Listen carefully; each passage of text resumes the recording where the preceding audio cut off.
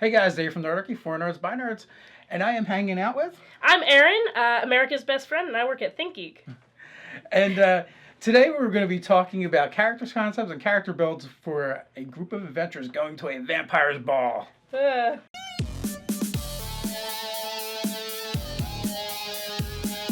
Jump down in the description where you can find Nerdarchy, the newsletter, game weekly tips, as well as learn how to game with Nerdarchy. So today I'm hanging out with Erin at the Think Geek headquarters. Woo!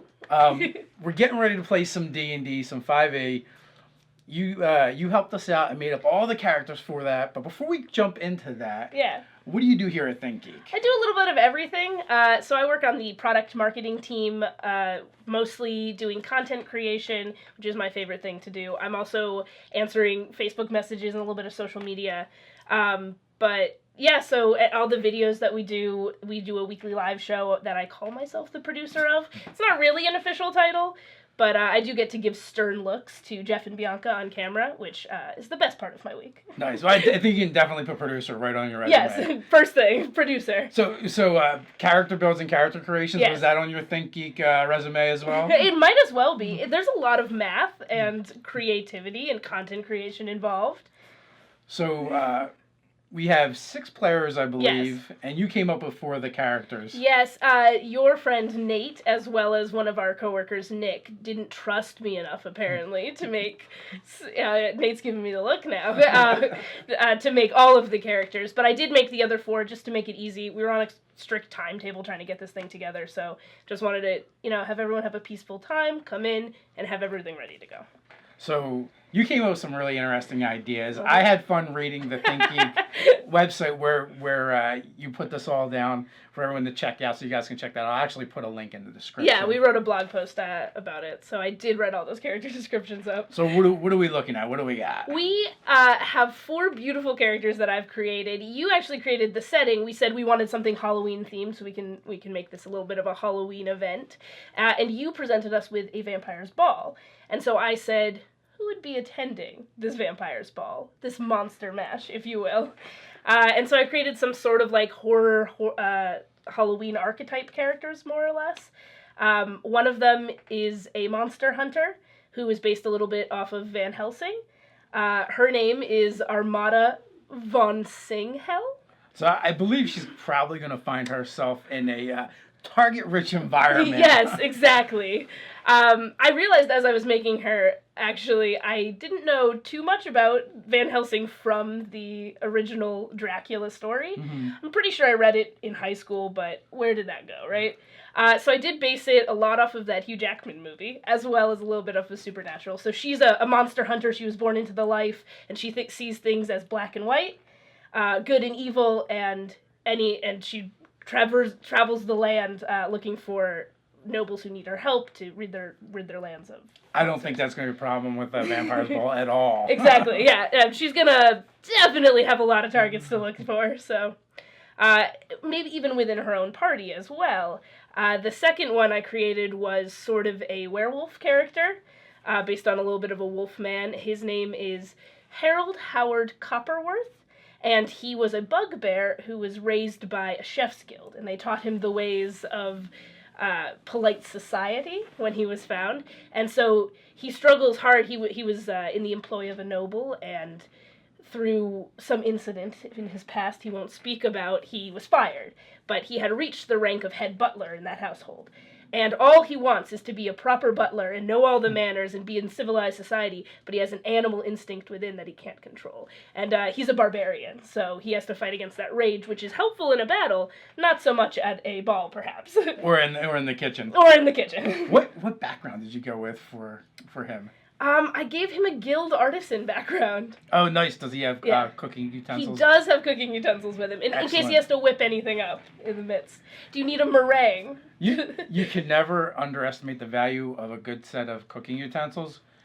In one of the games that actually Think Geek sponsors is the Save or Dice game, I played Jogo, and he also has cooking utensils, and he always wears his pot into battle. Yes. As a helmet? As a helmet. Of course, beautiful. Well, early on in the campaign, one of the NPCs got their brain sucked out. Naturally. And he saw that and said, hell no, I'm not losing my brain. and decided to put a pot on it. Does he know that won't protect him from... He doesn't. Intellect devourers. He doesn't, but the rest of the party likes to keep him calm, so they so they're going along with it. Sort of a tinfoil hat scenario. It is absolutely that. That's wonderful. So who else do we got in the party? All right, what else we have is an invisible woman, based off of H.G. Wells's Invisible Man short story. So I went with the Grey Dwarf, or the Duergar, I think. Yeah. My D&D party says it weird, so I've picked up saying it weird. We say Dwergar, which is, who knows? There's an R in there, so... Yeah, they're made up words. Yeah, exactly. It's all made up. And so she was actually raised on the surface from another Dwergar exile, and she was raised to be a master criminal. And Dwergar have this innate ability, their racial ability, which is they get to cast invisibility on themselves once a day. So I thought that was perfect for the Invisible Man. That's an innate power that she would have. And so she really wants to be a master thief. Any plan you tell her, she'll be like, good plan, and then do whatever she wants herself. Fix it on the fly. And all she wants is to look for the next big score and begin her roguish reign of terror. Awesome. Yeah. So what are we rounding out the party with? We are finishing the party with one of my personal favorites. He is a drow bard. Yes, that makes sense. A drow bard based loosely on the Phantom of the Opera. Little horror, sort of horror. I think that's horror. I think, it's drama, thriller. It falls in there. Yeah. Horrible mask, a little disfigured. But yeah, so his name is Farrago Ilinde, which I did maybe use a Tolkien Elvish translator. It does mean phantom ghost of music. Nice. So that's a little tidbit for you guys. Now you know. And so he was a drow, and he came up to the surface, and all he wanted to do was be a great musician. But he found polite elf society turned him away for his appearance. So he had to learn his craft by sneaking into theaters, secretly into bard colleges, and learning music that way. And he only performs at night because drow have sunlight sensitivity, so it's harder for them to operate in the daylight in direct sunlight. So he only performs at night, and he wears a mask to hide his identity. And so there's a big mystery surrounding who maybe he is. And he's searching for a perfect partner for his duet. Until he gets a good set of sunglasses. Yes, he just needs a very nice set of sunglasses. And then he'll be set. So Nick was one of the ones that decided to make his own character. Yes. Nick is actually the DM for our game here in the office, and he's a big fan of Dungeons & Dragons. He's a really by-the-books kind of guy, but he's really fun to play with as our DM. We do throw him for a few loops here and there, as you can tell from the characters I like to make. It's your job as the player. Exactly. But he went with a half-elf warlock who actually inherited these powers from a curse that his father, I believe his father was the human, had made with the Queen of the Fairies. And so he is a very good person, but he's bound by his warlock abilities to follow any instructions that this queen gives him. And so he struggles sometimes to find the good in what his actions are supposed to be.